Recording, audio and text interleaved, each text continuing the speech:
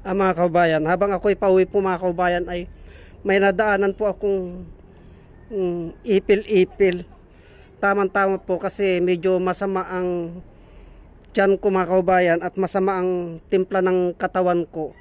Kaya eksakto po itong nadaanan kong ipil-ipil na ito. Kukunin ko po yan mga kaubayan kasi yan po ang pinakagamot ko. Ulamin ko po yan mga kaubayan. Tara na po, samahan nyo po ako at kukunin ko yan mga kaubayan.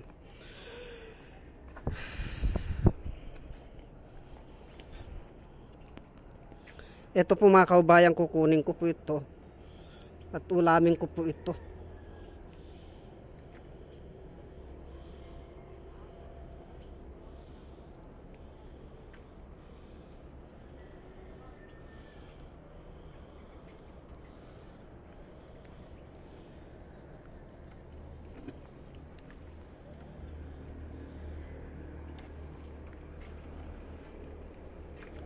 Itong dami mga kaubayan.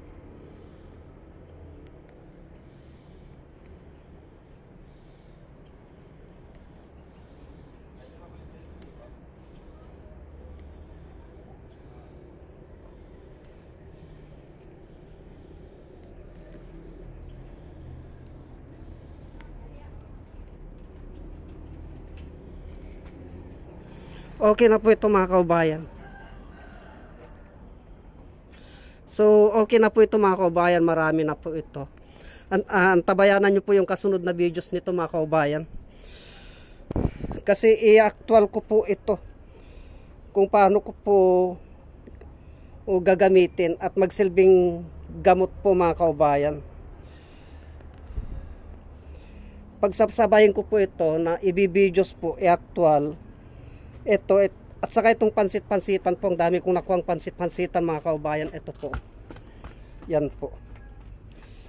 So, wag po nating baliwalain itong halamang gamot na ito, itong ipil-ipil, kasi ang dami pong benepisyo na makukuha po ito. Isa po ito mga kaubayan sa ginamit ko noon sa ating mga kaubayan na may karamdaman na mga anemic, yung mga leukemia po mga kaubayan, at saka yung may mga bulate. Ito po, ipil-ipil po ang ginagamit ko sa kanila mga kaubayan, lalong-lalo na po yung mga leukemia, yung madalas malakas kainin ng white blood cell, yung red blood cell mga kaubayan, ay ito po yung ginagamit ko bilang kanilang panglunas sa kanilang mga karamdaman. Itong ipil po lamang mga kaubayan. Hanggang dito na lamang po at marami pong salamat.